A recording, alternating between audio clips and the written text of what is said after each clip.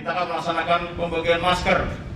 Memang sengaja diberikan kepada masyarakat supaya masyarakat juga mempunyai kesadaran mematuhi protokol kesehatan dengan menggunakan salah satunya adalah menggunakan masker.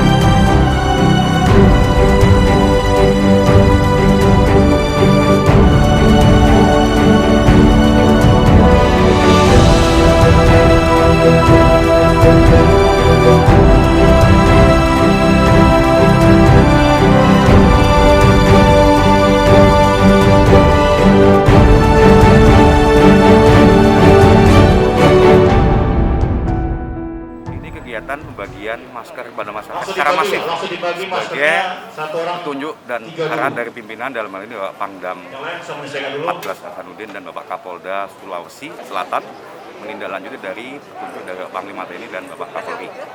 Harapannya ini kita laksanakan dengan sangat masif dan terus-menerus. Harapan kita masyarakat tumbuh kesadaran, tumbuh pemahaman tentang pentingnya sekali protokol kesehatan di lingkungan mereka.